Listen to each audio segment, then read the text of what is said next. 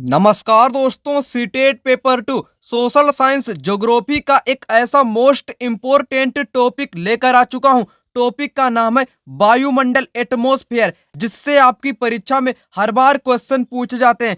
वायुमंडल की निम्नलिखित में से कौन सी परत रेडियो तरंगों के संचरण में मदद करती है? समताप मंडल, मध्य मंडल, बाह्य मंडल। इस टॉपिक में सभी मंडल की बात की जाएगी और मैं ये भी आपको बताऊंगा कि एग्जामिनर ने किस लाइन से आपसे ये क्वेश्चन पूछा है। मैं आपको लाइन टू लाइन क्वेश्चन करवाऊंगा। समताप मंडल की परिस्थितियां हवाई जहाज उड़ाने के लिए आदर्श होती हैं। सही कारण बताना है। उच्च वायुदाब के कारण निम्न वायुदाब, बादलों एवं मौसम संबंधित घटनाओं से मुक्त होना, आंधी वाली परिस्थितियां। इसी टॉपिक से पूछा गया क्वेश्चन है। मिलान करने से क्वेश्चन पूछा गया है। ओजोन परत का मिलान करना है। रेडियो प्रेशर का, मौसम संबंधित घटनाएं किस मंडल में होती हैं, पतली वायु कहां पर होती है, क्षोभ मंडल, बहिर्मंडल, समताप मंडल, बाह्य मंडल। अगर आपने इस टॉपिक को अच्छे ढंग से कंप्लीट कर लिया, आप चाहे जिस भी एग्जाम की तैयारी करें सीटेट को छोड़कर, तो ये टॉपिक आपका पीछा नहीं छोड़ने वाला है। इसीलिए कहता हूं आज का यह टॉपिक आप पूरा जरूर देखिएगा। वात दिग्दर्शी का प्रयोग क्या मापने के लिए किया जाता है? ठीक है, तो ये क्वेश्चन इसी टॉपिक से पूछा गया है। दिए गए लक्षणों ए और बी के आधार पर वायुमंडलीय परत की आपको क्या करनी है? पहचान करनी है। अंतरिक्ष में प्रवेश करने वाला उल्कापिंड इस परत पे आने पर ही जल जाता है। ऐसी कौन सी परत है जिसमें उल्कापिंड आने पर ही जल जाता है और बढ़ती ऊंचाई के साथ तापमान भी घटता है? ठीक है, कौन सा है? वैसे तो यहाँ पर मध्य मंडल इसका राइट आंसर हो जाएगा। मैं आपको सभी चीजें बाद में बता दूंगा। आत्मन का संबंध भी यहाँ से पूछा गया है। बायोगैस अनिवार्य रूप से निम्न में से किस गैस का मिश्रण है? ठीक है, तो वायुमंडल में जितनी भी गैसें आपकी पाई जाती हैं उन गैसों का भी यहाँ पर अध्ययन आपका किया जाएगा और सभी परतों का भी अध्ययन किया जाएगा। इसी वर्ष 2024 में पूछा गया यह क्वेश्चन जो आप यहाँ पर देख पा रहे होंगे। निम्नलिखित में से वायुमंडल का अधिकांश कौन सी दो गैसें हैं? सभी लोग जानते होंगे नाइट्रोजन और ऑक्सीजन होती है। नाइट्रोजन आपकी 78% है और ऑक्सीजन आपकी 21% है। ठीक है, तो इन सभी क्वेश्चन को भी मैं करवा दूंगा, टेंशन मत लीजिएगा। मैं आपको सबसे पहले इसीलिए क्वेश्चन दिखा रहा हूं, आपको विश्वास हो जाए कि इस टॉपिक से पूछे जाते हैं या नहीं पूछे जाते हैं, कि आप फालतू वीडियो बनाते हैं। ठीक है, इसीलिए मैं आपको प्रूफ के तौर पर हर एक चीजें बिल्कुल अच्छे ढंग से समझाने का प्रयास करता हूं। अभी तक आपने इस चैनल को सब्सक्राइब नहीं किया है, अभी सब्सक्राइब कर लें। अगर वीडियो को लाइक नहीं किया है, अभी लाइक कर दें। ठीक है, तो प्रतिशत के अनुसार पृथ्वी के वायुमंडल में कौन सा प्रमुख संघटक है? ठीक है, तो आपका कौन सा है? नाइट्रोजन, जिसका 78% है आपका। ठीक है, आपको यहाँ पर क्रम से लगाना है। पृथ्वी की सतह से शुरू करना है। कौन सी परत सबसे ऊपरी है या निचली है? ये है आपका पवन सड़क पर गिरी सूखी पत्तियों को उड़ाती है, पवन कैसी बहती है? इसमें आपको चित्र से भी क्वेश्चन एग्जामिनर ने आपसे पूछे हैं। ये चित्र क्या दर्शाता है? दोबारा ये क्वेश्चन आपके एग्जाम में पूछा गया है। परतों को यहाँ पर क्रम में आपको लगाना है। वायुमंडलीय परतों में से कौन सी परत रेडियो प्रसारण में सहायता करती है? निम्नलिखित में से किस विकल्प को दंड आरेख के मतलब कि पेडागोजी का यह आपका क्वेश्चन है। वायुदाब, तापमान, वर्षा, आर्द्रता, ये सभी चीजें आपको इसी टॉपिक में देखने को मिलेंगी। वायुमंडल की निम्नलिखित परतों में से कौन सी परत हवाई जहाज उड़ाने के लिए आदर्श होती है? कौन सी परत समताप मंडल होती है? क्योंकि इसमें किसी भी प्रकार की मौसम संबंधित घटनाएं नहीं होती हैं। मैंने आपको यहाँ पर बहुत सारे क्वेश्चन दिखा दिए हैं। अब मैं यहाँ पर बात करता हूँ थ्योरी की, फिर मैं इन सभी एक एक करके क्वेश्चन को लास्ट में आपको करवा दूंगा और बीच बीच में भी आपको करवा दूंगा। टॉपिक यहाँ पर आ चुका है। हमारी पृथ्वी के चारों ओर वायु की घनी चादर घिरी हुई है, जिसे वायुमंडल कहते हैं। पृथ्वी पर सभी जीव जीवित रहने के लिए वायुमंडल पर निर्भर हैं। यह हमें सांस लेने के लिए वायु प्रदान करता है एवं सूर्य की किरणों के हानिकारक प्रभाव से हमारी रक्षा करता है। यदि सुरक्षा की यह चादर न हो तो हम दिन के समय सूर्य की गर्मी से लप्त होकर जल सकते हैं एवं रात के समय ठंड से जम सकते हैं। अतः यह वह वायु राशि है जिसने पृथ्वी के तापमान को रहने योग्य बनाया है। किसने रहने योग्य बनाया है? वायुमंडल ने रहने योग्य बनाया। यहाँ पर कुछ महत्वपूर्ण चीज भी कही गई है, उस चीज को यहाँ पर जान लेते हैं, उसके बाद आगे यहाँ पर बात करते हैं। कार्बन डाइऑक्साइड वायुमंडल में फैलकर पृथ्वी से विकसित ऊष्मा को पृथ्वी पर रोककर ग्रीन हाउस प्रभाव पैदा करती है। इसीलिए इसे ग्रीन हाउस गैस भी कहते हैं। किसको? Carbon dioxide, CO2। Carbon dioxide को ग्रीन हाउस गैस भी कहा जाता है। याद रखेंगे, ये आपके एग्जाम के लिए महत्वपूर्ण है। और यहाँ पर आपका आगे दिया गया है कि वायुमंडल का संगठन, जो कि परीक्षा के लिए महत्वपूर्ण है। इसको यहाँ पर आपको समझाता हूं। वायुमंडल का संगठन, आपको मालूम होगा कि वायुमंडल में दो गैसें वो मुख्य तौर पर इसमें पाई जाती हैं। पहली आपकी हो जाएगी नाइट्रोजन और दूसरी हो जाएगी आपकी ऑक्सीजन। नाइट्रोजन की बात की जाए तो आपकी कितनी पाई जाती है? ये आपकी 78% नाइट्रोजन पाई जाती है, जबकि 21% आपकी ऑक्सीजन इसमें पाई जाती है। ठीक है, तो आगे यहाँ पर बताया गया है कि नाइट्रोजन तथा ऑक्सीजन ऐसी दो गैसें हैं जिनसे वायुमंडल का बड़ा भाग बना है। Carbon dioxide, helium, ozone, argon एवं हाइड्रोजन कम मात्रा में पाई जाती है। इन गैसों के अलावा धूल के कण जो है, छोटे छोटे वे भी आपके वायुमंडल में उपस्थित होते हैं। यह भी आप लोग याद रखेंगे। यहाँ पर इस चित्र के माध्यम से यहाँ पर दर्शाया गया है जो आपकी नाइट्रोजन गैस है, जो आपकी ये नाइट्रोजन गैस है, यहाँ पर आप देख पा रहे होंगे 78% आपकी नाइट्रोजन है, जबकि ऑक्सीजन दूसरी बड़ी मात्रा में गैस है आपकी ऑक्सीजन 21% है। कार्बन डाइऑक्साइड आपकी 0.03% पाई जाती है। आर्गन आपकी 0.9 है और अन्य आपकी 0.4 पाई जाती हैं। याद रखेंगे, महत्वपूर्ण है परीक्षा के लिए। अब यहाँ पर बात करते हैं एक एक करके विभिन्न प्रकार की जो महत्वपूर्ण आपकी गैसें हैं, उन गैस की यहाँ पर बात करते हैं। सबसे पहले यहाँ पर बात करेंगे नाइट्रोजन की, उसके पश्चात आपकी बात करेंगे किसकी? ऑक्सीजन की। नाइट्रोजन, वायु में सर्वाधिक पाई जाने वाली गैस कौन सी है? नाइट्रोजन है। नाइट्रोजन कितने प्रतिशत इसकी मात्रा है? इसकी मात्रा है आपकी 78%। याद रखिएगा, मोस्ट इंपोर्टेंट है। जब हम सांस लेते हैं तब फेफड़ों में कुछ नाइट्रोजन भी ले जाते हैं और फिर उसे बाहर निकाल देते हैं, परंतु पौधों को अपने जीवन के लिए नाइट्रोजन की आवश्यकता होती है। ठीक है, जो पौधे होते हैं उनको किसकी आवश्यकता होती है? नाइट्रोजन की आवश्यकता होती है। वे सीधे वायु से नाइट्रोजन नहीं ले पाते हैं। मृदा तथा कुछ पौधों की जड़ों में रहने वाले जीवाणु वायु से नाइट्रोजन लेकर इनका स्वरूप बदल देते हैं, जिससे पौधे इनका उपयोग कर सकें। याद रखेंगे, यहाँ पर किसकी बात की गई है? यहाँ पर नाइट्रोजन की बात की गई है। जो आपकी नाइट्रोजन गैस है वो पौधों की वृद्धि में सहायक होती है। अब आगे बात करेंगे ऑक्सीजन की। किसकी बात करेंगे? ऑक्सीजन की। ऑक्सीजन वायु में प्रचुरता से मिलने वाली दूसरी गैस है। कितने प्रतिशत आपकी पाई जाती है? मैंने आपको बताया है 21% आपकी ऑक्सीजन गैस पाई जाती है। मनुष्य तथा पशु सांस लेने में, ठीक है, लेने में वायु से ऑक्सीजन प्राप्त करते हैं। हरे पादप प्रकाश संश्लेषण द्वारा ऑक्सीजन उत्पन्न करते हैं। महत्वपूर्ण लाइन है यहाँ पर। हरे पादप कैसे ऑक्सीजन उत्पन्न करते हैं? तो वो कैसे? प्रकाश संश्लेषण की विधि के द्वारा ऑक्सीजन उत्पन्न करते हैं। इस प्रकार वायु में ऑक्सीजन की मात्रा समान बनी रहती है। यदि हम वृक्ष काटते हैं तो यह संतुलन जो है वो बिगड़ जाता है। ठीक है, तो इतना याद रखेंगे। अब यहाँ पर बात करेंगे अगली गैस कौन सी? आपकी कार्बन डाइऑक्साइड। कार्बन डाइऑक्साइड अन्य महत्वपूर्ण गैस है। हरे पादप अपने भोजन के रूप में कार्बन डाइऑक्साइड का प्रयोग करते हैं और ऑक्सीजन वापस देते हैं। मनुष्य और पशु कार्बन डाइऑक्साइड बाहर निकालते हैं। मनुष्य और पशु क्या निकालते हैं? ऑक्सीजन तो ले लेते हैं, लेकिन निकालते क्या है? कार्बन डाइऑक्साइड निकालते हैं। मनुष्यों तथा पशुओं द्वारा बाहर छोड़ी जाने वाली कार्बन डाइऑक्साइड की मात्रा जो होती है वो पादपों द्वारा प्रयोग की जाने वाली गैस के बराबर ही होती है, जिससे यह संतुलन क्या होता है? बराबर बना रहता है। परंतु यह संतुलन कोयला, खनिज तेल आदि ईंधनों के जलाने से क्या होता है? गड़बड़ा जाता है। याद रखें, गड़बड़ा जाता है यानी कि असंतुलित हो जाता है। जब हम लोग क्या करने लगते हैं? कोयला हो गया, पेट्रोलियम हो गए, खनिज तेल हो गए, इनको जलाने लगते हैं तो प्रदूषण उत्पन्न होने लगता है, जिस कारण पर्यावरण में क्या उत्पन्न हो जाने लगता है? असंतुलन, यानी कि गड़बड़ा जाता है मामला पूरा। आगे बताया गया है वे वायुमंडल में प्रतिवर्ष करोड़ों टन कार्बन डाइऑक्साइड की बढ़ोतरी करते हैं। कौन? आपके यही कोयला और खनिज तेल। ठीक है, और परिणाम स्वरूप कार्बन डाइऑक्साइड का बढ़ा हुआ आयतन पृथ्वी पर मौसम तथा जलवायु को प्रभावित करता है। याद रखेंगे कार्बन डाइऑक्साइड गैस के बारे में। अब यहाँ पर आगे भी यहाँ पर एक महत्वपूर्ण चीज यहाँ पर दी गई है, उस चीज को भी यहाँ पर आपको बता देता हूँ।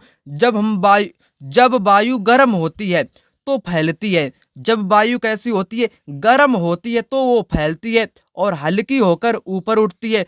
ठंडी वायु संघन और भारी होती है, इसीलिए इसमें नीचे रहने की प्रवृत्ति पाई जाती है। गर्म वायु के ऊपर उठने पर आसपास के क्षेत्रों में ठंडी वायु रिक्त स्थान को भरने के लिए वहां आ जाती है। इस प्रकार वायु चक्र चलता रहता है। यहाँ पर वायु चक्र की बात आप लोगों ने यहाँ पर देख ली होगी। जो वायु गर्म होती है, गर्म वायु कैसी होती है, गर्म वायु आपकी हल्की होती है। हल्की होने के कारण ये हमेशा ही ऊपर उड़ती रहती है। गर्म वाली जो वायु है वो ऊपर उड़ती है, जबकि ठंडी वाली आपकी नीचे रहती है। याद रखेंगे, इसी को वायु चक्र के नाम से भी जानते हैं। अब यहाँ पर बात करेंगे वायुमंडल की संरचना की। हमारा वायुमंडल 5 परतों में विभाजित है, जो पृथ्वी की सतह से प्रारंभ होती है। ये कौन कौन सी हैं? क्षोभ मंडल, समताप मंडल, मध्य मंडल, बाह्य मंडल और आपकी बहिर्मंडल। 5 परतें होती हैं, पृथ्वी की सतह से शुरू होती हैं। ठीक है, जैसे आपकी ये पृथ्वी है और इसमें जो पहली आपकी परत है वो है आपकी कौन सी? क्षोभ मंडल। इसके ठीक जो ऊपर है वो आपकी है समताप, उसके बाद मध्य, उसके बाद बाह्य और सबसे ऊपर जो है वो आपकी हो जाएगी बहिर्मंडल, जैसा कि इस चित्र में दर्शाया गया है। सबसे पहले आप इस चित्र को यहाँ पर देख लीजिएगा, उसके बाद में एक एक करके क्षोभ मंडल, समताप मंडल, मध्य मंडल, बाह्य मंडल और बहिर्मंडल की बात करते हैं। सबसे पहली परत, सबसे निचली जो परत होती है, पृथ्वी की सतह से जो आरंभ परत होती है वो है आपकी क्षोभ मंडल। ठीक है, क्षोभ मंडल में सभी प्रकार की मौसम संबंधित घटनाएं देखने को मिलती हैं। उसके बाद आपकी परत आ जाती है समताप मंडल। इसमें किसी भी प्रकार की कोई मौसम संबंधित घटनाएं नहीं होती हैं, इसीलिए यहाँ पर क्या उड़ते हैं, आपके हवाई जहाज उड़ाने के लिए आदर्श मानी जाती है समताप मंडल। इसको ओजोन मंडल के नाम से भी जानते हैं, क्योंकि इसमें ओजोन परत पाई जाती है। इसके ऊपर आपकी कौन सी परत आ जाएगी? इसके ऊपर आपकी आ जाएगी मध्य मंडल। जो आपके उल्का पिंड होते हैं, कौन से पिंड होते हैं? जो आपके उल्का पिंड होते हैं वो यहाँ पर आने पर ही जल जाते हैं। याद रखेंगे, मध्य मंडल में आपके उल्का पिंड आने पर ही जल जाते हैं। और आपकी एक परत है बाह्य वायुमंडल। इसमें जो है रेडियो की जो तरंगे संचरित होती हैं वो इसी मंडल में होती हैं। इसको आयन मंडल के नाम से भी जानते हैं, याद रखेंगे। और सबसे लास्ट वाली आपकी बहिर्मंडल होती हैं, जिसमें तमाम प्रकार की जो गैसें हैं वो आपकी यहाँ पर तरल अवस्था में तैरती रहती हैं। अब मैं यहाँ पर बात कर लेता हूँ अब एक एक करके इन सभी परतों के बारे में। आपकी सबसे पहली परत है क्षोभ मंडल। यह परत वायुमंडल की सबसे महत्वपूर्ण परत है। इसकी औसत ऊंचाई 13 किलोमीटर है। कितनी है?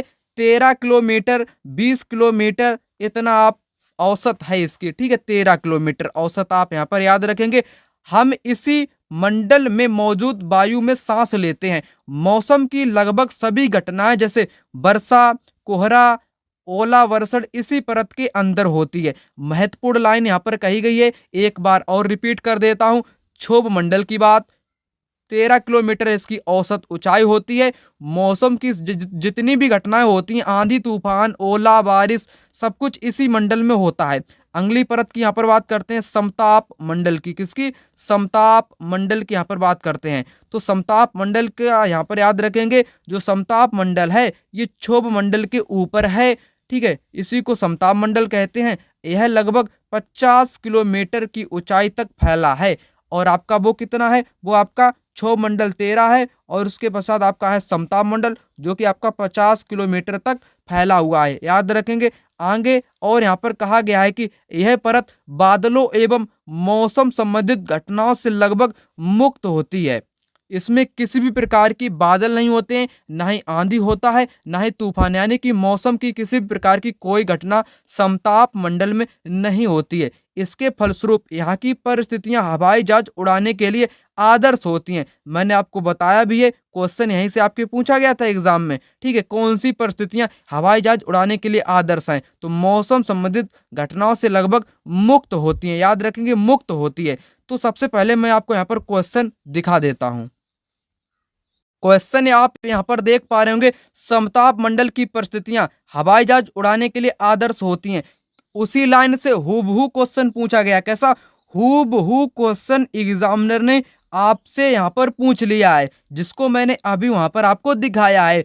क्यों जहाज आपके उड़ते हैं समताप मंडल में? क्योंकि बादलों एवं मौसम संबंधित घटनाओं से आपका मुक्त होता है। यही आपका कारण हो जाएगा option number 2, free from clouds and related weather. ठीक है, वहां से जो मौसम संबंधित घटनाएं आपकी मुक्त होती हैं, यही इसका कारण हो जाएगा। और आगे यहाँ पर आप लोगों को बताता हूँ, आगे यहाँ पर क्या बताया गया है। और समताप मंडल की एक महत्वपूर्ण विशेषता यह है कि इसमें ओजोन गैस की परत होती है, जिसको मैंने आपको पहले ही बताया है। इसीलिए इसको ओजोन परत के नाम से भी जानते हैं। किसको? समताप मंडल को ओजोन परत के नाम से भी जानते हैं। यह परत सूर्य से आने वाले हानिकारक गैसों से हमारी क्या करती है? रक्षा करती है। ये भी याद रखेंगे। अगली जो आपकी परत है वो यहाँ पर है आपकी मध्यमंडल। कौन सी है? मध्यमंडल है आपकी परत, मध्यमंडल। यह वायुमंडल की तीसरी परत है। यह समताप मंडल के ठीक ऊपर होती है, लगभग 80 किलोमीटर तक आपकी फैली हुई है। अंतरिक्ष से प्रवेश करने वाला उल्कापिंड इस परत में आने पर जल जाता है। क्वेश्चन आपके एग्जाम में पूछा जा चुका है, हूबहू क्वेश्चन पूछा गया एग्जाम में है कि उल्कापिंड आने पर ही जल जाता है। कौन सी परत होगी? आपकी होगी मध्यमंडल। चलिए क्वेश्चन भी आपको यहाँ पर करवा देता हूँ। क्वेश्चन आप लोग यहाँ पर देख पा रहे होंगे कि दिए गए लक्षणों ए और बी के आधार पर वायुमंडलीय परत की पहचान करने से कहा गया था कि अंतरिक्ष से प्रवेश करने वाला उल्कापिंड इस परत में आने पर जल जाता है और बढ़ती ऊंचाई के साथ तापमान भी घटता है। तो सभी लोगों ने यहाँ पर जान लिया। बात यहाँ पर किसकी की गई है? मध्यमंडल की बात की गई है। मध्यमंडल को इंग्लिश में मेसोस्फियर के नाम से जानते हैं। ये भी आप लोग यहाँ पर याद रखेंगे। ठीक है, तो हूबहू क्वेश्चन एग्जामिनर ने आप लोगों से उसी लाइन से यहाँ पर भी पूछ लिया। अगली परत यहाँ पर है आपकी बाह्य वायुमंडल। क्या है? बाह्य वायुमंडल इस परत का नाम है, जिसको इंग्लिश में थर्मोस्फियर के नाम से भी जानते हैं। बाह्य वायुमंडल में बढ़ती ऊंचाई के साथ तापमान अत्यधिक तीव्रता से बढ़ता है। जैसे ऊंचाई बढ़ती है उसी के साथ आपका तापमान भी निरंतर बढ़ता रहता है। जबकि बात किसकी करें यहाँ पर? मध्यमंडल की। उसमें ऊंचाई के साथ तापमान कैसा होता है? घटता है। जबकि बाह्य मंडल में तापमान बढ़ता है। आयन मंडल इस परत का एक भाग है। यह 80 से 400 किलोमीटर तक फैला है। आगे यहाँ पर बात की गई रेडियो संचार। किसकी बात करी गई? रेडियो संचार की जो तरंगे हैं इसी मंडल में आपकी उत्पन्न होती हैं। चलिए यहाँ पर आपको बता भी देता हूं, और क्वेश्चन भी एग्जाम में पूछा गया है के लिए इस परत का उपयोग होता है। रेडियो तरंगों के लिए इस परत का उपयोग होता है। वास्तव में पृथ्वी से प्रसारित रेडियो तरंगे इस परत द्वारा पुनः पृथ्वी पर परावर्तित की कर दी जाती हैं। ठीक है, तो यहाँ से भी आपके एग्जाम में क्वेश्चन पूछा जा चुका है। क्वेश्चन मैं आपको यहाँ पर दिखा देता हूँ। और अगली परत भी यहाँ पर जान लेते हैं बहिर्मंडल के बारे में। वायुमंडल की सबसे ऊपरी परत को बहिर्मंडल के नाम से जानते हैं। ठीक है, बाह्य सबसे ऊपरी वाली यह वायु की पतली परत होती है। कैसी परत होती है? पतली परत होती है। हल्की गैसें हीलियम हो गई, आपकी हाइड्रोजन, यहीं से अंतरिक्ष में तैरती रहती हैं। तो चलिए मैं आपको यहाँ पर क्या करवाता हूँ? क्वेश्चन करवाता हूँ। क्वेश्चन इस प्रकार से यहाँ पर पूछा गया है, वायुमंडलीय परतों में से कौन सी परत रेडियो प्रसारण में सहायता करती है? कौन सी होगी आपकी? यहाँ पर हो जाएगी बाह्य मंडल। कौन सी? बाह्य मंडल आपकी यहाँ पर हो जाएगी, जिसको थर्मोस्फियर के नाम से भी जानते हैं। इसको आयन मंडल भी कहते हैं। क्या कहते हैं? इसको आयन मंडल भी कहते हैं। क्वेश्चन आपके एग्जाम में इस प्रकार से भी पूछा गया है। और अगला क्वेश्चन जो यहाँ पर पूछा गया है, मैंने आपको जो है सभी परतों के बारे में यहाँ पर आपको बता दिया है। अब यहाँ पर जैसे कि यहाँ पर वायुमंडल परतों को आपको यहाँ पर सही क्रम में यहाँ पर लगाना है, सतह से शुरू करके। सबसे पहली जो आपकी निचली परत है, निचली से आपको ऊपर तक जानना है। सबसे पहली आपकी कौन सी है? आपकी है क्षोभ मंडल। क्षोभ मंडल आपको किस ऑप्शन में नजर आ रहा है? क्षोभ मंडल 2 में है और आपके किसी भी ऑप्शन में नहीं है, इसीलिए ऑप्शन 2 यहाँ पर सही होगा। क्षोभ मंडल, समताप, मध्यमंडल, बाह्य मंडल और आपका बहिर्मंडल। अगला भी क्वेश्चन यहाँ पर आपको करवा देता हूँ। ठीक है, अगला क्वेश्चन आप लोग यहाँ पर देख पा रहे होंगे। ठीक है, तो यहाँ पर आपको करवा देता हूँ, जितना मैंने अभी तक आपको समझा दिया उतने क्वेश्चन मैं आपको यहाँ पर बता देता हूँ। जैसे कि इस क्वेश्चन को भी यहाँ से पूछा गया है, मैंने पढ़ते हैं आपको सभी बता दिए। मिलान इसका यहाँ पर आपको क्या करना है, मिलान इसका करना है। जैसे ओजोन परत है आपकी, कौन सी परत है, ओजोन परत है। ओजोन परत को क्या कहेंगे, समताप मंडल में पाई जाती है, इसका इसके साथ हो जाएगा। रेडियो प्रेशर आपकी किस मंडल में होगी, बाह्य मंडल, यानी कि दूसरे का यहाँ पर चौथे के साथ चला जाएगा। मौसम की घटनाएं किस में होती हैं, सभी लोग अब जान गए होंगे, क्षोभ मंडल में होती हैं, यानी कि सी का यहाँ पर एक के साथ। पतली वायु आपकी सबसे अंतिम परत, यानी कि बहिर्मंडल में आपकी पतली वायु पाई जाती है और तरल मात्रा में तैरती रहती है। तो सही जवाब इसका क्या हुआ, ए का यहाँ पर है थर्ड। ए का थर्ड आपको सिर्फ ऑप्शन नंबर 4 में ही नजर आ रहा होगा, इसीलिए आपका सही हो जाएगा। इस प्रकार से भी क्वेश्चन पूछा गया है। आगे यहाँ पर बताया गया है कि मौसम एवं जलवायु, इसी टॉपिक में मौसम एवं जलवायु भी महत्वपूर्ण है। मौसम और जलवायु में क्या अंतर होता है, इससे भी आपके एग्जाम में क्वेश्चन पूछा जा चुका है। क्वेश्चन मैं आपको यहाँ पर करवा दूंगा। सबसे पहले यहाँ पर बात करते हैं मौसम क्या होता है और आपकी जलवायु क्या होती है। मौसम नाटकीय रूप से दिन प्रतिदिन बदलता है।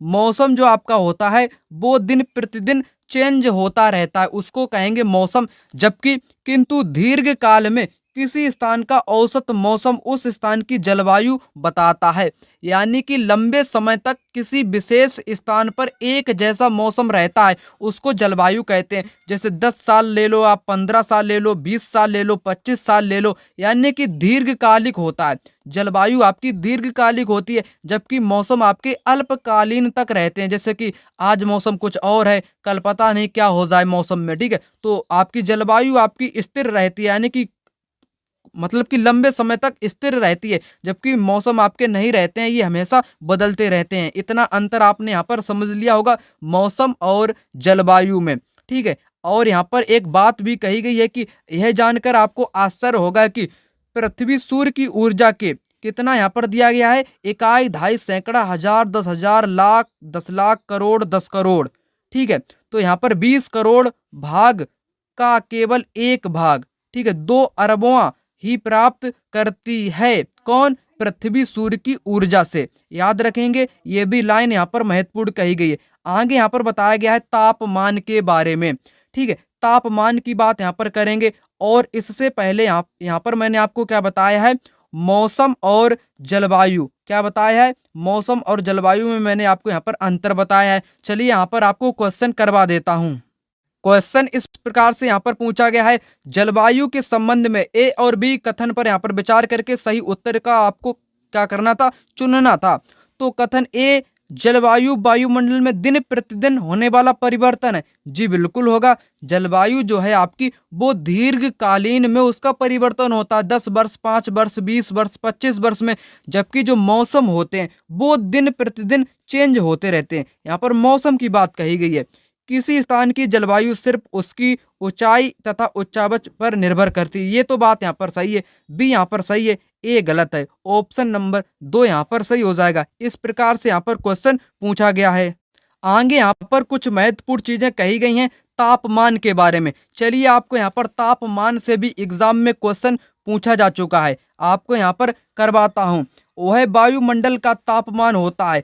वायु में मौजूद ताप एवं शीतलता के परिणाम को तापमान कहते हैं। मौसम में क्या, वायु में क्या मौजूद रहता है, ताप और शीतल। ताप का मतलब होगा थोड़ी गर्मी और थोड़ी सर्दी मौजूद रहती है, उसी को किस नाम से जानते हैं, तापमान के नाम से जानते हैं। आगे यहाँ पर कहा गया है, वायुमंडल का तापमान केवल दिन और रात में ही नहीं बदलता, बल्कि ऋतुओं के अनुसार भी बदलता रहता है। शीत ऋतु की अपेक्षा ग्रीष्म ऋतु में ज्यादा गर्मी होती है, ये सभी लोग जानते होंगे। और यहाँ पर बात की गई है आतपन की। आतपन से भी आपके एग्जाम में क्वेश्चन पूछे जा चुके हैं, 2 क्वेश्चन। कितने, 2 क्वेश्चन पूछे जा चुके हैं। उन क्वेश्चन को भी मैं अभी आपको यहाँ पर करवाऊंगा। आतपन एक महत्वपूर्ण कारक है जो तापमान के वितरण को प्रभावित करता है। तापमान के वितरण को प्रभावित कौन करता है, आतपन प्रभावित करता है। याद रखेंगे, तापमान को कौन प्रभावित करता है, आतपन प्रभावित करता है। सूर्य से आने वाली वह ऊर्जा जिसे पृथ्वी रोक लेती है, आतपन कहते हैं। जो सूर्य से क्या आती है, ऊर्जा आती है, पृथ्वी उसको क्या कर लेती है, रोक लेती है, उसी को क्या कहते हैं, उसी को आतपन कहा जाता है। आतपन, सूर्यतप की मात्रा भूमध्य रेखा की ध्रुवों की ओर घटती है, इसलिए तापमान उसी प्रकार घटता जाता है। जो आपका आतपन है या सूर्य तप है, जिसको सूर्य तप कहते हैं, सूर्य से प्राप्त होने वाली ऊर्जा को ही सूर्य तप कहते हैं। ठीक है, तो इसकी जो है मात्रा भूमध्य रेखा, जो आपकी भूमध्य रेखाएं हैं भूमध्यों पर, ठीक है, ग्लोब के जो भूमध्य हैं आपके, उन पर क्या है, भूमध्य रेखा पर, ठीक है, बीचों बीच में भूमध्य रेखा पर ये ध्रुवों की ओर घटती जाती है, इसीलिए तापमान उसी प्रकार घटता जाता है। ये भी आपके लिए महत्वपूर्ण है। और आगे यहाँ पर बताया गया है कुछ चित्र के माध्यम से, इन चित्र से भी यहाँ पर क्वेश्चन पूछा जा चुका है, वो भी मैं आपको यहाँ पर करवाऊंगा। जैसे कि सबसे पहले यहाँ पर बात कर लेते हैं वात दिग्दर्शी की, यहीं से एग्जाम में क्वेश्चन भी पूछा जा चुका है। पवन की दिशा दर्शाता है। वात दिग्दर्शी किसकी दिशा दर्शाता है? पवन की दिशा दर्शाता है। वर्षा मापी यंत्र वर्षा की मात्रा मापता है। ताप मापी तापमान को मापता है। बहुदाब मापी वायु दाब को मापता है। वायु दाब मापी वायु दाब को मापता है। वात दिग्दर्शी पवन की दिशा को दर्शाता है। चलिए क्वेश्चन यहाँ पर आपको करवाता हूँ। एक तो क्वेश्चन यहाँ से पूछा गया है कि निम्नलिखित में से पृथ्वी पर तापमान के वितरण को प्रभावित करने वाला सबसे महत्वपूर्ण कारक कौन सा है? मैंने आपको क्या बताया था? अभी मैंने आपको बताया था आतपन। क्या बताया था? आतपन मैंने आपको बताया था। आतपन का दूसरा नाम क्या है? सूर्य तपन है। आतपन कह लो या सूर्य तप कह लो या सूर्य तपन कह लो, ठीक है, वही आपका होता है आतपन, जो कि पृथ्वी पर तापमान के वितरण को प्रभावित करता है। याद रखेंगे ऑप्शन नंबर 1 यहाँ पर कैसा होगा? बिल्कुल राइट आंसर हो जाएगा। अगला क्वेश्चन यहाँ पर आप लोग देख पा रहे होंगे, वात दिग्दर्शी से भी यहाँ पर क्वेश्चन पूछा गया है, जिसको मैंने अभी मानचित्र के माध्यम से बताया था। वात दिग्दर्शी का जो प्रयोग किया जाता है किसको मापने के लिए किया जाता है? हमने आपको बताया था वायु दिशा यानी कि पवन की दिशा, पवन की जो दिशा है उसको जानने के लिए या दर्शाने के लिए वात दिग्दर्शी का प्रयोग किया जाता है। चलिए आगे यहाँ पर बात करते हैं और अन्य महत्वपूर्ण चीजों की, ठीक है। तो आगे यहाँ पर आपके लिए एक महत्वपूर्ण चीज है, उसको भी यहाँ पर आप लोग समझ लीजिएगा। तापमान को मापने की मानक इकाई डिग्री सेल्सियस है। इसका आविष्कार एंडर्स सेल्सियस ने किया था। किसने? एंडर्स सेल्सियस ने किया था। सेल्सियस पैमाने पर जल 0 डिग्री सेल्सियस पर जम जाता है और 100 डिग्री सेल्सियस पर उबलता है। ये भी याद रखेंगे। जल की यहाँ पर बात की गई कितने डिग्री पर उबलता है और कितने डिग्री पर यह जम जाता है। चलिए अब यहाँ पर बात करेंगे, किसकी बात करेंगे? वायु दाब की बात करेंगे। किसकी? वायु दाब की यहाँ पर बात कर लेते हैं। पृथ्वी की सतह पर वायु के भार द्वारा लगाया गया दाब वायु दाब कहलाता है। वायुमंडल में ऊपर की ओर जाने पर दाब तेजी से गिरने लगता है। समुद्र स्तर पर वायु दाब सर्वाधिक होता है। बहुत महत्वपूर्ण लाइन यहाँ पर कही गई है। यहाँ से क्वेश्चन अब की बार कैसे बनेगा? स्टेटमेंट वाला क्वेश्चन यहीं से बनेगा, ठीक है। तो कैसे बनेगा? कथन ए और कथन बी से भी यहाँ से बन सकता है, बिल्कुल बनेगा ही आगामी परीक्षा के लिए, ठीक है। तो जो आपका है वायु दाब किसको कहेंगे? पृथ्वी की सतह पर लगने वाले वायु के भार को वायु दाब कहते हैं। और वायुमंडल की ऊपर की ओर जाने वाले जो दाब हैं, उस पर लगने वाला जो दाब है वो तेजी से कैसा आता है? वो तेजी से गिरने लगता है। ऊपर का दाब जो है वो तेजी से गिरने लगता है, जबकि जो समुद्र स्तर का जो वायु दाब है वो सर्वाधिक होता है। समुद्र तल में सर्वाधिक दाब होता है और जबकि सबसे ऊपर कैसा होता है? सबसे कम होता है। ये याद रखेंगे। ऊंचाई पर जाने पर यह घटता जाता है। वायु दाब का क्षैतिज वितरण किसी स्थान पर उपस्थित वायु के ताप द्वारा प्रभावित होता है। किसके द्वारा? ये महत्वपूर्ण लाइन है। वायु दाब का क्षैतिज जो वितरण है वो किसी स्थान पर वायु के ताप के द्वारा प्रभावित होता है। बहुत महत्वपूर्ण लाइन यहाँ पर कह दी गई है। आगे, अधिक तापमान वाले क्षेत्रों में वायु गर्म होकर ऊपर उठती है।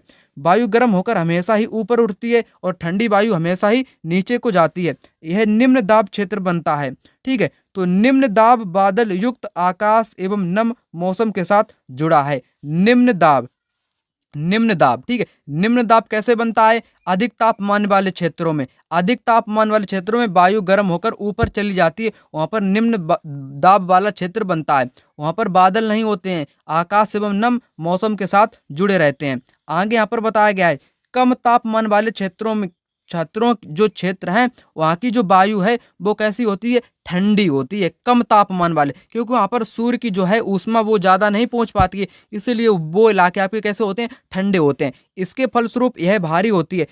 भारी वायु निम्नजित होकर उच्च दाब क्षेत्र की ओर बनाती है। यह उच्च दाब के कारण स्पष्ट एवं स्वच्छ आकाश में होता है। ठीक है, तो सबसे ज्यादा जो इस महत्वपूर्ण लाइन है वो यहाँ पर है, ये महत्वपूर्ण है। यहीं से एग्जाम में क्वेश्चन भी इसी वर्ष पूछा गया है 2024 में। ठीक है, तो इसको मैं आपको यहाँ पर बताता हूँ। वायु सदैव उच्च दाब क्षेत्र से निम्न की ओर गमन करती है। कैसी? उच्च से। उच्च से कहाँ को जाती है? निम्न वायु दाब की ओर जाती है या बहती है, याद रखेंगे। यहीं से आपके एग्जाम में क्वेश्चन भी पूछा जा चुका है। एक लाइन यहाँ पर आप कंफर्म कर लीजिएगा और दूसरी लाइन मैं आपको यहाँ पर बताता हूँ। पवन, उच्च दाब क्षेत्र से निम्न दाब की क्षेत्र की ओर वायु की गति को पवन कहते हैं। आप पवन को आम काम करते देख सकते हैं। क्या करते? काम करते देख सकते हैं। यहीं से रिपीट क्वेश्चन किया गया है, बिल्कुल हूबहू आपको दिखाऊंगा।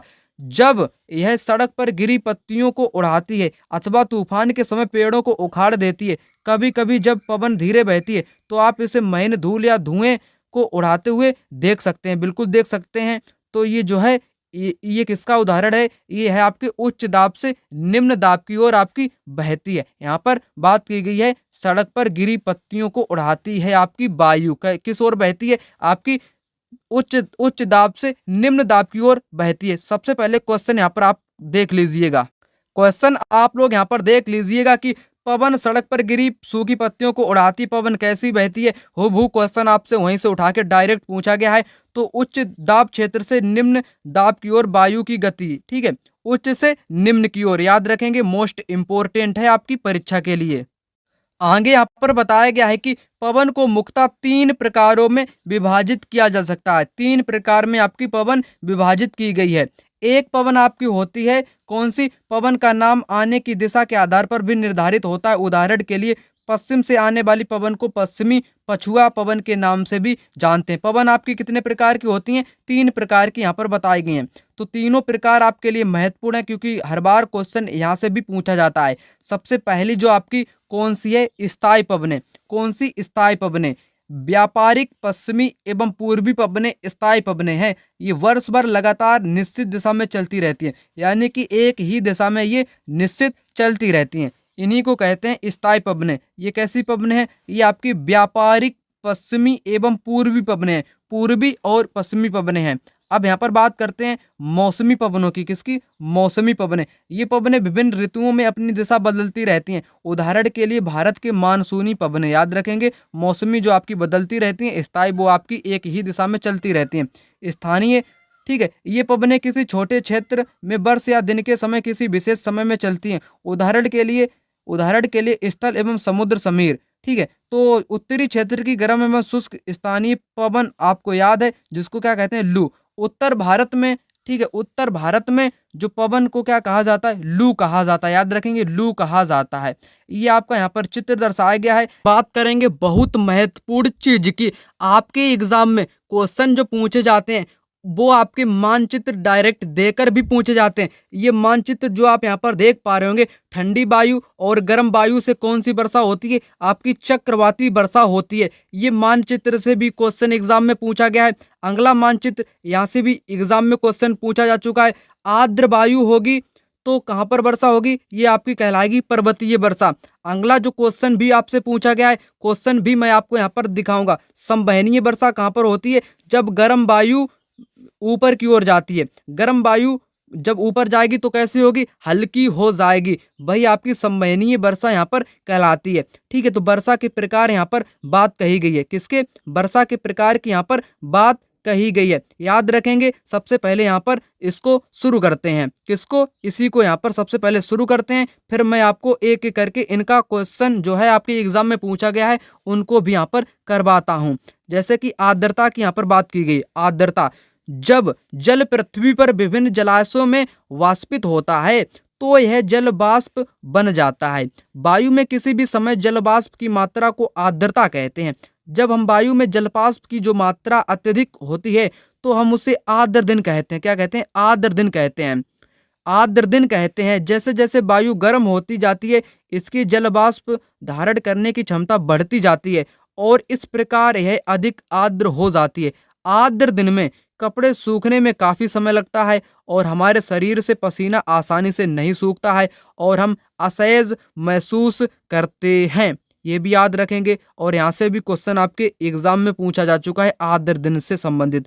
आगे यहाँ पर बात की गई है, जब जलवाष्प जो है, जो क्या है, जब जलवाष्प ऊपर उठता है, कहाँ पर ऊपर उठता है, तो यह ठंडा होना शुरू हो जाता है। ऊपर उठेगी तो ठंडा हो जाएगी। जल वाष्प संघनित होकर ठंडा होकर जल की बूंदें बनाती है। बादल इन्हीं जल बूंदों का एक समूह होता है। जब जल की ये बूंदें इतनी भारी हो जाती हैं कि वायु में तैर ना सके, तब ये वर्षण के रूप में नीचे आ जाती हैं। ठीक है, अगले पॉइंट की बात कर लेता हूं। अगला भी पॉइंट यहाँ पर समझना अति आवश्यक है। आकाश में उड़ते हुए जेट हवाई जहाज अपने पीछे सफेद चिन्ह छोड़ते हैं। बहुत महत्वपूर्ण लाइन कही गई है। कई लोग इसका फैक्ट नहीं जानते हैं। जो आपके जेट हवाई जहाज कभी आपने आसमान में देखे होंगे, वो पीछे धुआं टाइप का ऐसा छोड़ते चले जाते हैं, सफेद टाइप का। ठीक है, तो लाइनें जैसी आपकी बन जाती हैं।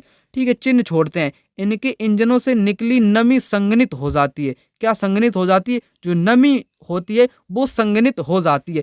वायु के गतिमान ना रहने की स्थिति में है संघनित नमी कुछ देर तक पथ के रूप में दिखाई देती है, उसके बाद गायब हो जाती है। आगे यहाँ पर बात कही गई है, पृथ्वी पर जल के रूप में गिरने वाला जल वर्षा कहलाता है। ज्यादातर भौम जल वर्षा जल से ही प्राप्त होता है। पौधे जल संरक्षण में मदद करते हैं। जब पहाड़ी पार्श्वों से पेड़ काटे जाते हैं, वर्षा जल अनावृत पहाड़ों से नीचे बहता है एवं निचले इलाकों में बाढ़ का कारण बनता है। क्रियाविधि के आधार पर वर्षा के 3 प्रकार होते हैं। अब यहाँ पर बात करेंगे वर्षा के 3 प्रकार, संवहनीय वर्षा, पर्वतीय वर्षा और आपकी चक्रवाती जो वर्षा होती है। उन्हीं का यहाँ पर आपको मानचित्र मैंने दिखाया था। अब एक एक करके संवहनीय वर्षा की यहाँ पर बात करते हैं।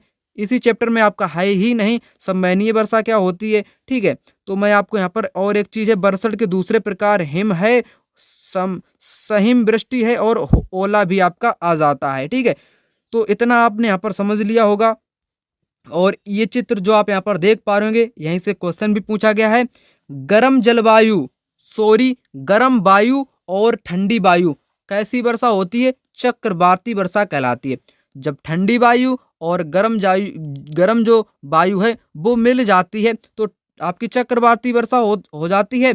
और जो आर्द्र वायु है वो कहाँ पर? पर्वतीय वर्षा आपकी कहलाती है। और संवहनीय वर्षा गर्म वायु वाली। ठीक है, तो चलिए क्वेश्चन आपको यहाँ पर करवाता हूँ। क्वेश्चन एग्जाम में ऐसे पूछा गया, जैसा कि आप यहाँ पर देख पा रहे होंगे। चित्र प्रस्तुत करता है, क्या प्रस्तुत करता है? ठंडी वायु और आपकी गर्म वायु कैसी वर्षा हो रही है। दोस्तों, मैंने अभी आपको बताया चक्रवाती वर्षा का यहाँ पर उदाहरण पेश किया गया है, जो कि हूबहू वहीं से आपके एग्जामिनर ने उठा के क्वेश्चन आप लोगों से पूछा था। ठीक है, तो आपने यहाँ पर देख लिया। अगला भी क्वेश्चन आपको यहाँ पर दिखाता हूँ। अगले क्वेश्चन में कैसे पूछा गया है कि नीचे दिए गए आरेख में किस प्रकार की वर्षा को दर्शाया गया है। आर्द्र वायु की बात की गई है, तो आर्द्र वायु जो है वो आपकी पर्वतीय वर्षा को दर्शाती है। कहाँ पर? पर्वतीय वर्षा को आपको दर्शाती है, मॉइस्ट जो एयर होती है आपके। ठीक है, तो ऐसे भी यहाँ पर क्वेश्चन पूछा गया है। मैंने इस चैप्टर में जितनी भी महत्वपूर्ण चीजें थी उन सभी चीजों को यहाँ पर आप लोगों को समझा दिया है। और मैंने जो आपको क्वेश्चन शुरुआत में दिखाए थे वो सभी मैं क्वेश्चन आपको एकदम जल्दी से जल्दी यहाँ पर करवा देता हूँ। इन क्वेश्चन को करने के बाद निम्नलिखित में से कौन सी गैस हमें सूर्य की हानिकारक किरणों से बचाती है? कौन सी आपकी गैस हो जाएगी? वो हो जाएगी ओजोन गैस। वायुमंडल की सबसे महत्वपूर्ण परत कौन सी है? सबसे महत्वपूर्ण आपकी है क्षोभ मंडल, क्योंकि इसी के द्वारा जीव जंतु सभी जीवित हैं, मानव भी जीवित है, क्योंकि इसमें मौसम संबंधित घटनाएं होती हैं। ठीक है, तो वायुमंडल की निम्न में से कौन सी परत बादल विहीन है? बादल नहीं पाया जाता है, तो समताप मंडल में बादल नहीं पाया जाता है। वायुमंडल की परतों में जब हम ऊपर जाते हैं तब वायुदाब कैसा होता है? घटता जाता है। क्वेश्चन, जब वृष्टि तरल रूप में पृथ्वी पर आती है तो उसे हम कहते हैं, हिम कहते हैं। ठीक है, तो क्या कहते हैं? उसको हिम कहते हैं। आइए उन सभी क्वेश्चन को आपको यहाँ पर करवाता हूँ। पहला क्वेश्चन यहाँ पर इस प्रकार से है, वायुमंडल की कौन सी जो परत है जो रेडियो तरंगों के संचरण में मदद करती है? राइट आंसर होगा यहाँ पर बाह्य मंडल, जिसको थर्मोस्फीयर के नाम से भी जानते हैं। समताप मंडल की परिस्थितियां हवाई जहाज उड़ाने के लिए आदर्श होती हैं। राइट आंसर होगा ऑप्शन थर्ड, बादलों एवं मौसम संबंधित घटनाओं से मुक्त होती है। ओजोन परत समताप मंडल के साथ हो जाएगा, क्योंकि समताप मंडल में आपकी ओजोन परत पाई जाती है। रेडियो की तरंगे अभी मैंने आपको बताया जो बाह्य मंडल होगी उसके साथ। मौसम संबंधित घटनाएं आपकी क्षोभ मंडल में, और पतली वायु सबसे आखिरी जो परत है बहिर्मंडल के साथ इसका मिलान हो जाएगा। इस प्रकार राइट आंसर ऑप्शन यहाँ पर 4 हो जाएगा। वात दिग्दर्शी का जो प्रयोग किया जाता है क्या मापने के लिए? वायु दिशा, पवन की दिशा, वायु दिशा या पवन की दिशा। राइट आंसर ऑप्शन यहाँ पर 3rd हो जाएगा। यहाँ पर है क्या है क्वेश्चन, वायुमंडल की आपको पहचान करनी है कौन सी परत है। अंतरिक्ष से प्रवेश करने वाला उल्का पिंड आने पर जल जाता है, कौन सी परत है? आपकी हो जाएगी मध्य मंडल। कौन सी? मध्य मंडल। और ऊंचाई के साथ तापमान भी घटता है मध्य मंडल में। अगला क्वेश्चन यहाँ से पूछा गया है, आतपन का संबंध जो है वो किसके साथ है? आतपन का संबंध सूर्य ऊर्जा के साथ है। सूर्य से प्राप्त होने वाली ऊर्जा को ही आतपन या सूर्यातपन या सूर्यातप के नाम से भी जानते हैं, याद रखेंगे। महत्वपूर्ण क्वेश्चन है। बायोगैस अनिवार्य रूप से निम्न में से किनका मिश्रण है? किनका मिश्रण है बायोगैस? इसका आंसर आप सभी लोग कमेंट बॉक्स में कमेंट करके बता देंगे, ठीक है। निम्नलिखित में से वायुमंडल का अधिकांश कौन सी 2 गैसें हैं? नाइट्रोजन, ऑक्सीजन 78 और 21%। प्रतिशत के अनुसार पृथ्वी के वायुमंडल में कौन सा संघटक है प्रमुख? वो आपका है नाइट्रोजन 78%। उसके बाद आपकी आती है ऑक्सीजन। पृथ्वी की सतह से शुरू कर वायुमंडल की परतों को क्रम में आपको बताना है। सबसे पहले आपकी आती है क्षोभ मंडल, उसके बाद समताप, मध्य, बाह्य और बहिर। राइट आंसर ऑप्शन यहाँ पर 2 हो जाएगा। पवन सड़क पर गिरी सूखी पत्तियों को उड़ाती पवन कैसी बहती है? पवन हमेशा ही उच्च दाब से निम्न दाब की ओर बहती है या चलती है। ठंडी वायु और गर्म वायु मिलकर कैसी वर्षा करवाती है? ये आपकी चक्रवाती वर्षा का कारण बनती है, यानी कि चक्रवाती वर्षा करवाती है। कि पृथ्वी की सतह से प्रारंभ करके वायुमंडल की विभिन्न परतों को क्रम में लगाइएगा। सबसे पहले आपकी होगी क्षोभ मंडल। क्षोभ इसमें भी है और इसमें भी है। क्षोभ के बाद में आती है आपकी समताप, मध्य और ताप मंडल और बहिर्मंडल। राइट आंसर ऑप्शन नंबर 1 यहाँ पर हो जाएगा। वायुमंडलीय परतों में कौन सी परत रेडियो प्रसारण में सहायता करती है? मैंने आपको बताया था, वो आपको हो जाएगी बाह्य मंडल, जिसको आयन मंडल के नाम से भी जानते हैं। निम्नलिखित में से किस विकल्प को दंड आरेख द्वारा सबसे अच्छे तरीके से दर्शाया जा सकता है? दंड आरेख के द्वारा तापमान को नहीं दर्शाया जा सकता है, वर्षा को दर्शाया जा सकता है, बिल्कुल दर्शाया जाता है, आर्द्रता को नहीं, वायु दाब को भी दर्शाया जा सकता है, ठीक है। सबसे अच्छे तरीके से, सबसे अच्छे तरीके की यहाँ पर बात की किसकी? सबसे अच्छे तरीके से वायु दाब को दर्शाया जा सकता है, ठीक है। ग्लोब में भूमध्य, ऊपर क्या होगा, नीचे क्या होगा, जैसा कि आप चित्रों में देख सकते हैं। तो यहीं पर वायु दाब आपका राइट आंसर होगा। वायुमंडल की कौन सी परत हवाई जहाज उड़ाने के लिए आदर्श होती है? तो कौन सी आपकी होती है? समताप, क्योंकि इसमें किसी भी प्रकार की मौसम घटनाएं नहीं होती हैं। निम्नलिखित में से पृथ्वी पर तापमान के वितरण को प्रभावित करने वाला महत्वपूर्ण कारक कौन सा है? जो महत्वपूर्ण कारक है दोस्तों आपका, वो कारक है सूर्यातपन, जिसको आतपन के नाम से भी जानते हैं। मैंने आपको बताया आतपन के नाम से भी इसी को ही जानते हैं। मिलान से क्वेश्चन आपसे पूछा है, ठीक है। इसको जूम करके आपको मैं डायरेक्ट करके बताता हूँ। क्षोभ मंडल में क्या होता है? मौसम वाली घटनाएं, ठीक है। चौथे के साथ इसका मिलान हो जाएगा यहाँ पर।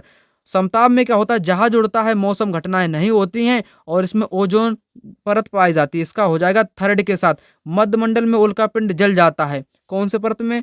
मध्य मंडल में। तो सी का यहाँ पर जाएगा दूसरे का। सी का किसके साथ? दूसरे का साथ यहाँ पर चल जाएगा। बाह्य मंडल में क्या होता है? आयन मंडल, जिसमें रेडियो की तरंगे जो है वो संचरित होती हैं। सही, आपको मैंने यहाँ पर मिलान करके बता दिया। पूछा गया है कि दिए गए आरेख में वर्षा को दर्शाता है।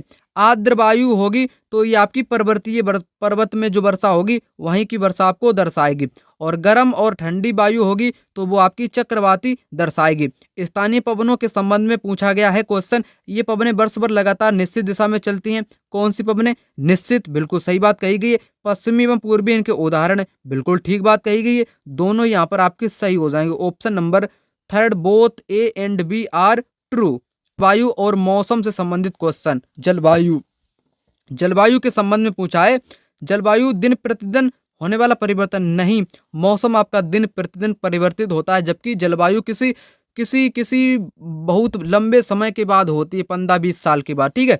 और किसी स्थान की जलवायु सिर्फ उसकी ऊंचाई उच्चावच पर निर्भर करती है। सही है, बी यहाँ पर सही होगा और ए यहाँ पर गलत होगा। ऑप्शन यहाँ पर 2 इसका राइट आंसर यहाँ पर हो जाएगा। वीडियो अगर आपको अच्छी लगी हो, वीडियो को लाइक करें, चैनल पर नए हैं तो चैनल को सब्सक्राइब करें और ज़्यादा से ज़्यादा यह वीडियो आप अपने दोस्तों के साथ शेयर जरूर करिएगा और वीडियो में एक अच्छा प्यारा सा कमेंट करना मत भूलिएगा।